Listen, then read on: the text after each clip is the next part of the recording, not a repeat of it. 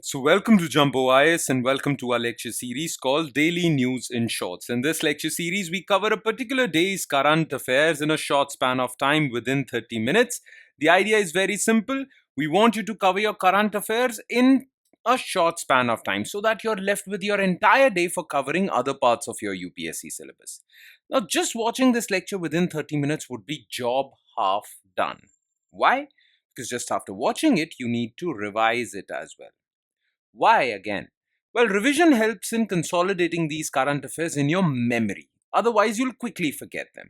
Now, you can revise these current affairs from the notes provided by us along with this lecture, and these notes shall be provided on our Telegram platform. Where can you find our Telegram platform? Just below this video in the comment section, you'll find a link. You just have to click on that link. It'll take you to our Telegram channel, and from there, you can download the notes for this lecture and do the necessary revision. Okay, so let's begin today's discussion. But first, let's take a look at the list of topics that we are going to cover today. Okay, so here's the list. Topic number 1, 10,000 FPO scheme. Government launched a 10,000 FPO scheme, and FPO stands for Farmer Producer Organization. And recently, government has announced that it has achieved its target of establishing 10,000 FPOs. So we'll talk about this scheme and we'll also talk about FPOs. Then recently, in his Mann Ki Baat speech, Prime Minister Narendra Modi actually highlighted the obesity epidemic in India. And he wants to launch an anti-obesity campaign because obesity is responsible for a lot of non-communicable diseases. And in India, 63% of the deaths are because of non-communicable diseases. Therefore, we need to fight against this obesity epidemic on a war footing. We'll talk about obesity and this entire campaign. Then recently, Ministry of Skill Development launched Swavlambini Scheme. Swavlambini Scheme basically encourages women entrepreneurship. Okay, so what is the Swavlambini Scheme? We'll talk about this. Then again in his Mann Ki Baat speech, Prime Minister Narendra Modi talked about Dramatic Performances Act, which was enacted in 1876 when the British ruled over us. And Prime Minister Modi highlighted that his government is responsible for repealing archaic laws, colonial era laws that are redundant. So we'll talk about this Dramatic Performances Act and about Government of India's initiatives to repeal archaic laws. And in the end, we'll talk about a discovery made by researchers in University of Kerala.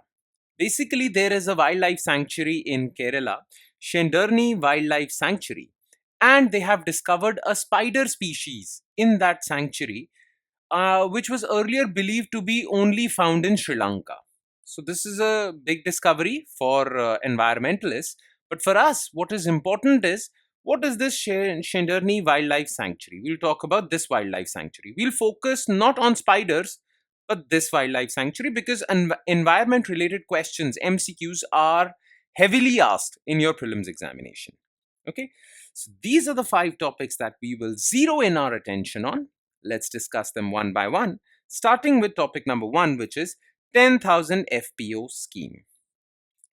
So the government of India has successfully achieved the target of forming 10,000 farmer producer organizations under central sector scheme for formation and promotion of FPOs launched in 2020 with a budget of 6,865 crores.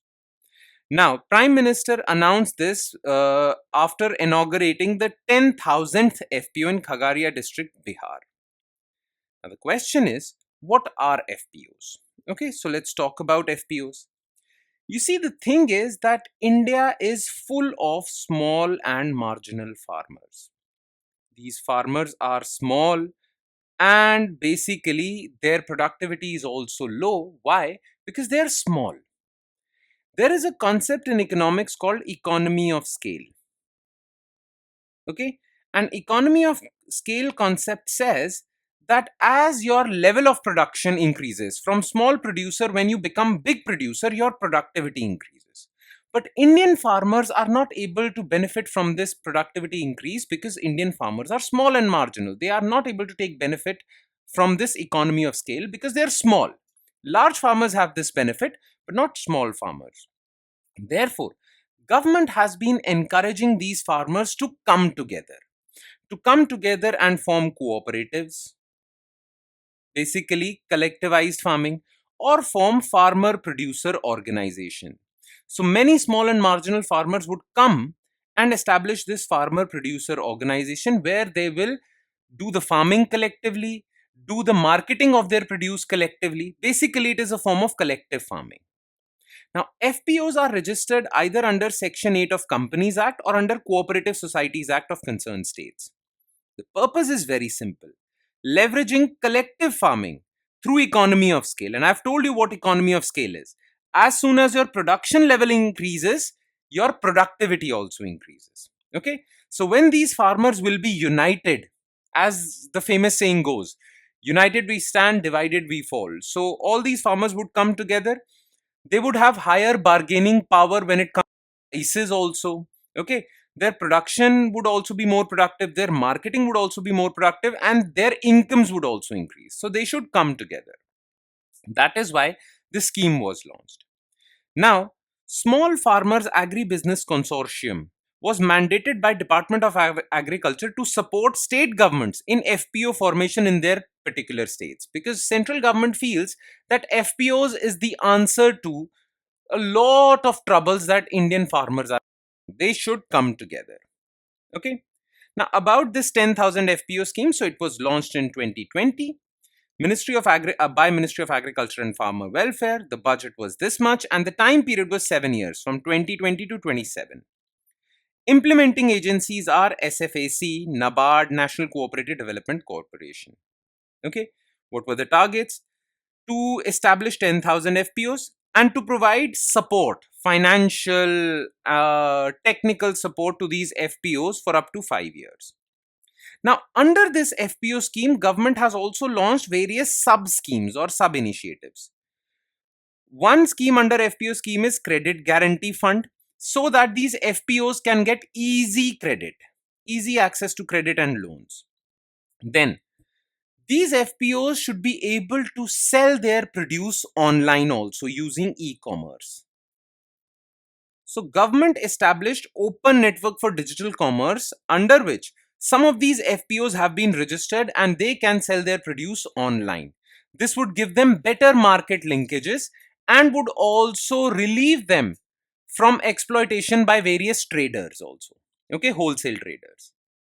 Then, if FPOs are widespread in India, government is also thinking about converting these FPOs into common service centers so as to provide various citizen-centric services to rural areas. So these FPOs can also serve as centers of citizen-centric services to rural areas. So these people in rural areas don't have to go to government offices all the time. They can go here. Okay, these FPOs, apart from doing their farming operations, can also provide services. Government would give them the authority to provide citizen-centric services. Okay, so this is a good thing, right? Now, what is the need for FPOs? Basically, already small and marginal landless farmers face tremendous challenges. These challenges include lack of access to technology, quality seeds, fertilizers, pesticides. And this is because they are very small. They can't afford these things. But if all of them would come together, they can pool their resources. And when they'll be able to pool their resources by collective farming, they will get access to technology because now they can afford it. Quality seeds, fertilizers, pesticides, everything. And their productivity would also increase because of economy of scale benefits. Okay.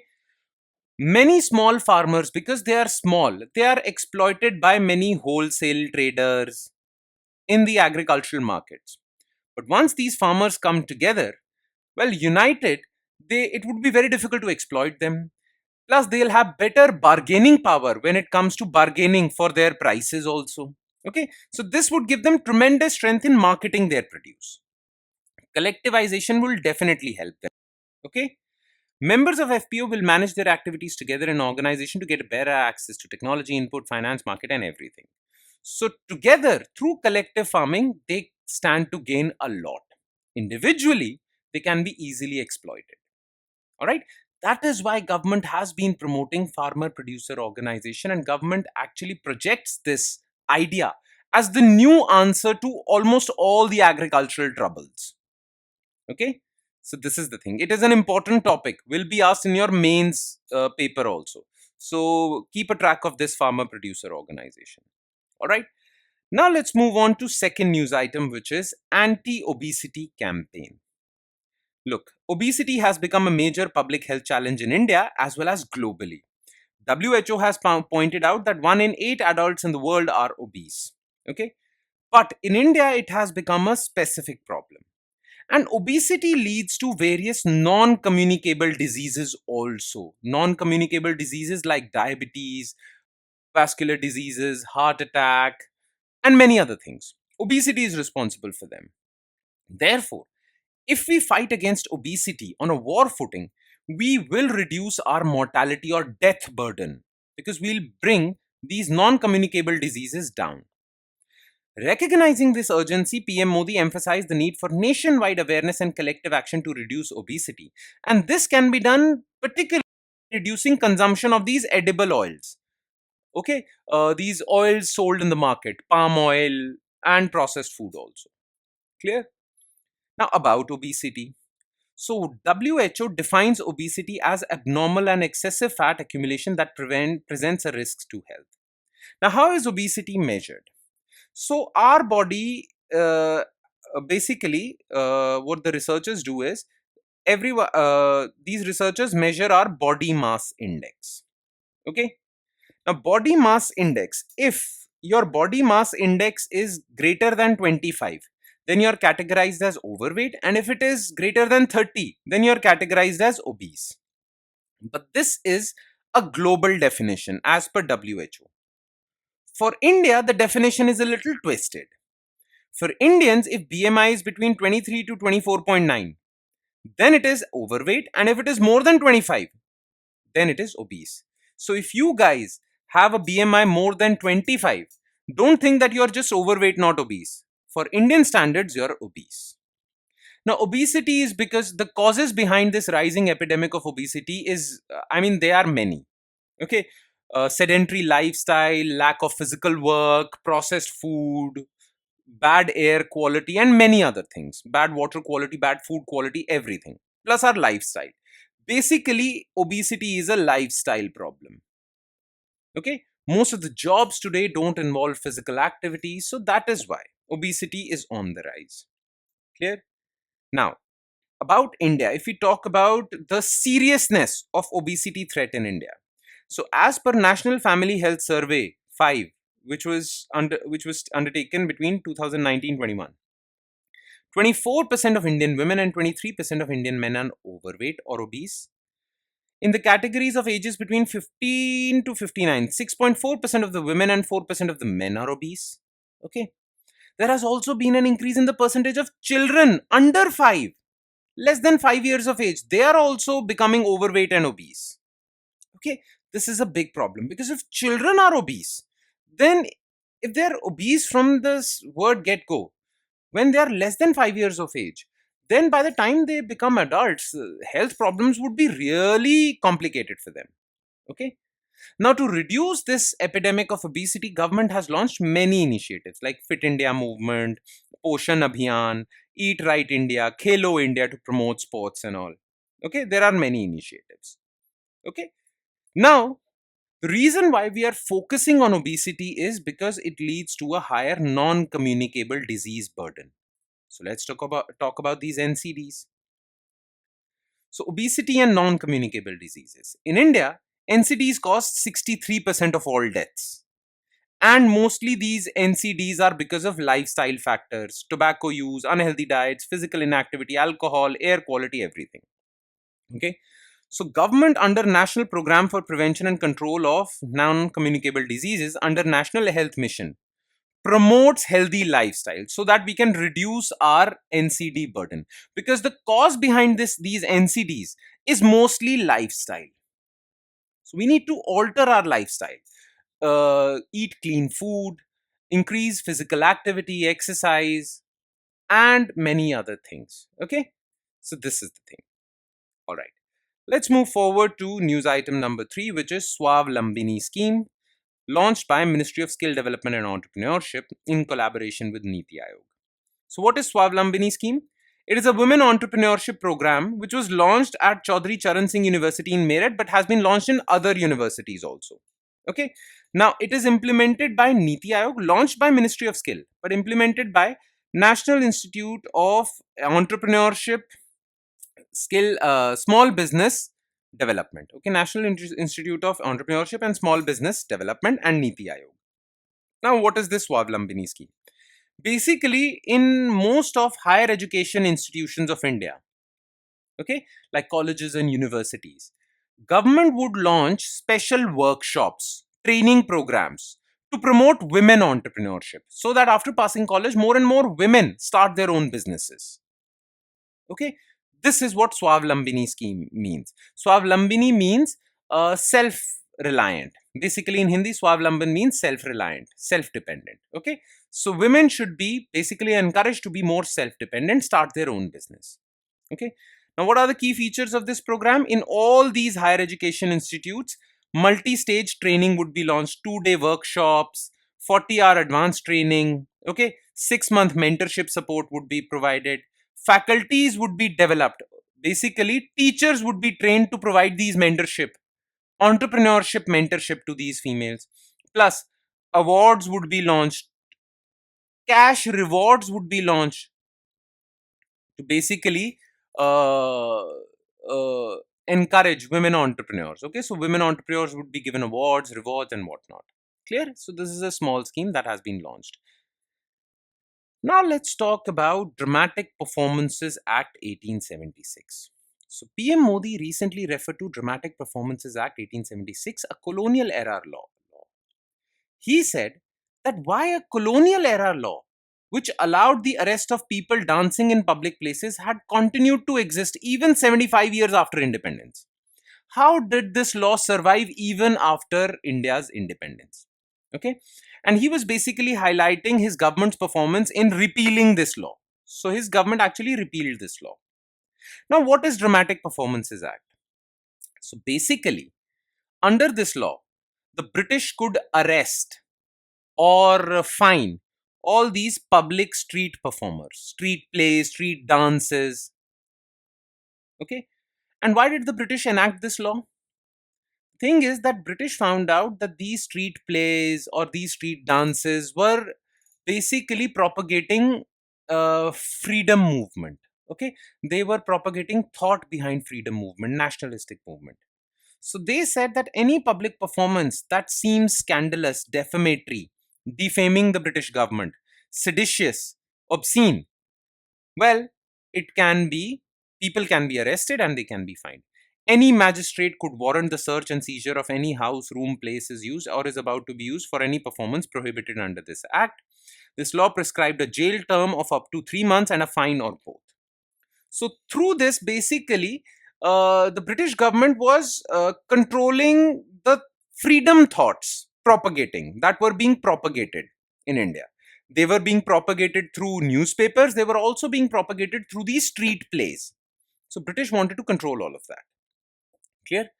Now, as soon as India got independence, well, Allahabad High Court declared this law unconstitutional because Article 19, Clause 1, Subclause A guarantees all Indian citizens freedom of speech and expression. And Allahabad High Court that this law is violative of freedom of speech and expression. So this law was declared unconstitutional. Plus, Article 372 of Indian Constitution says that if a British era law is not declared unconstitutional or is not repealed, it will continue to operate. So that is why this law continued to operate because of Article 372. Though Allahabad High Court declared it unconstitutional and declared its operation unconstitutional, but this law continued to stay in the background. Finally, in 2017, government repealed this law. In fact, Government of India enacted repealing and amending Second Act. So under this law, government repealed many British era laws. This was one of them. Okay, so Narendra Modi ji was highlighting this. Alright, that's all. Remember this Article 372 and this Allahabad High Court judgment. Alright, and in the end, we'll talk about Shendurney Wildlife Sanctuary. So researchers from University of Kerala have discovered two new species of jumping spiders from Shendurney Wildlife Sanctuary, making the first record of Epidilexia genus in India. So there are many types of spiders in the world. A particular family of spiders called Epidilexia genus. These spiders were thought to be or believed to be absent in India. They were found in Sri Lanka, and it was thought that these spiders were basically endemic to Sri Lanka. That means only found in Sri Lanka. Okay, but this discovery by University of Kerala researchers, well, actually shatters that belief. Okay, now it can be said that these spiders are also found in South India at least. Clear? At least Kerala, Western Ghats. Now that's all you need to know as far as spiders are concerned. But for your prelims examination especially, you need to know about Shendurney Wildlife Sanctuary. Okay?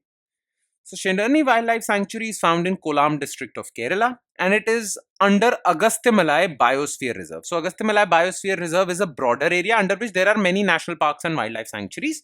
So this is a wildlife sanctuary in this Agastyamalai Biosphere Reserve.